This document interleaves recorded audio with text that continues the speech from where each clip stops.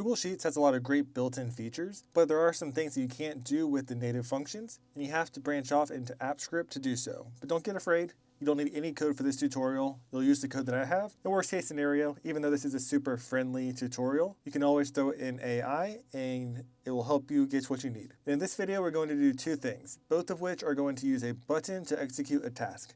So for example, let's say right here, we want to complete a checklist. And then once we're done, we don't want to have to uncheck everything individually. Instead, we can simply click this clear button and everything will be unchecked automatically. So that's one thing we'll do. And the next thing we'll do is publish results. So let's say we had this synced to a Salesforce report and it flags anything that was won in the past few days. And what we want to do is we want to publish this to add this automatically to this result. So that way, even if the Salesforce reports update, we have a rolling list of everything that we won. And even if something changes slightly in Salesforce, it doesn't matter because we have the final results.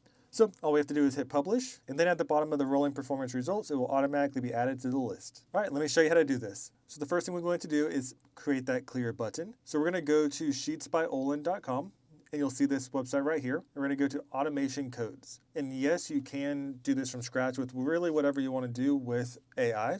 So you can type in exactly what you want to complete, and it will give you an AppScript code to be able to put in, test it out, tweak it as you see fit, and help troubleshoot.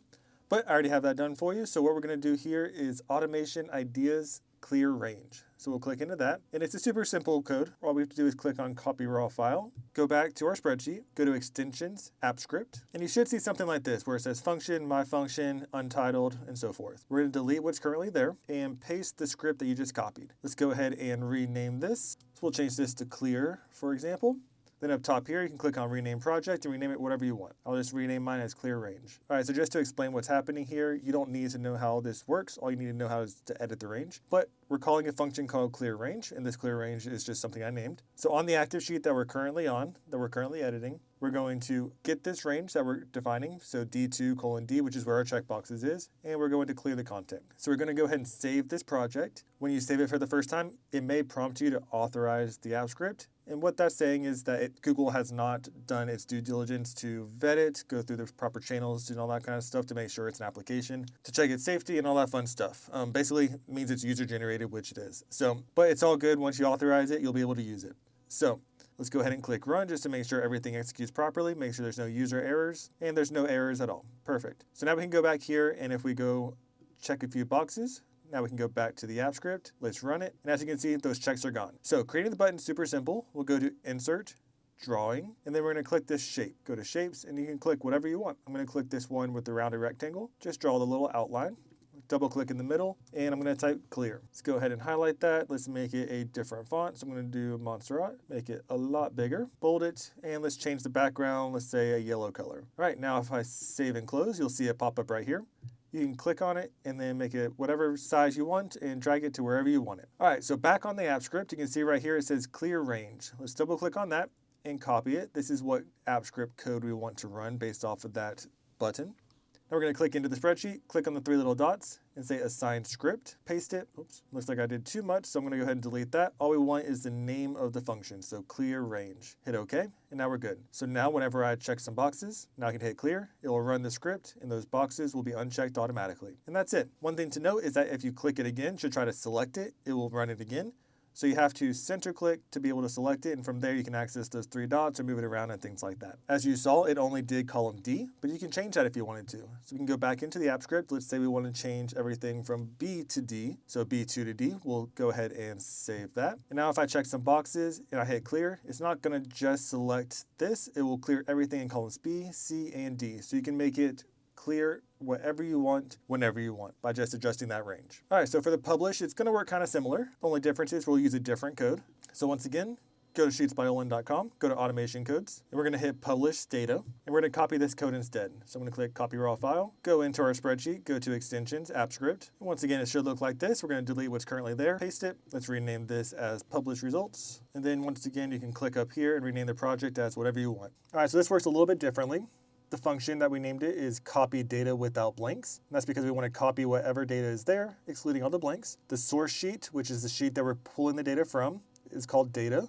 The destination sheet, which is the sheet that we want to add it to, is called rolling performance results. So if I go back to my spreadsheet, We're pulling from the Data tab and going to Rolling Performance Results. If those are different, all you need to do is either update the tab to match what we have listed here, or update the names here to match what you have in your spreadsheet. Biggest thing is to remember that they have to be wrapped in quotes, otherwise it will not work. Down here, it's identifying the last row, and then we're identifying the range that we want to pull. So it's looking at A2 through G, which if we go down here, data A2 through G, so we're looking at these results, and then it's getting rid of anything that's blank inside there, and that's what the rest of that's doing.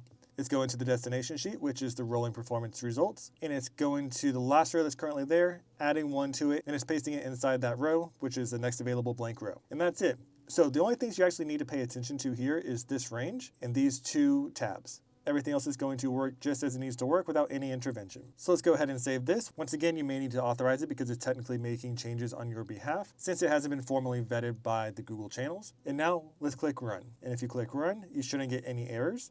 If we go back to our monthly sales report, if I go to rolling performance results, you should see both of those opportunities right there. And I ran this during the initial publish example. So let's go ahead and clear that. Cool, so it's working exactly as we planned. Now we need to add that button. So let's go ahead and do insert, drawing, select a new shape. So let's go ahead and select a shape, double click into it, and let's put publish. Let's select it, change the font, or you can leave it as you want. So I'll put Montserrat in bold. I'll change this, say, to 24. Change the background color to an orange. Let's actually make this a little bit bigger to fill up more space. And now hit save and close. Cool, so we can go ahead and resize this, drag it to wherever we want, and now we need to assign that script. So the script name, once again, is copy data without blanks. So let's go ahead and select this, copy.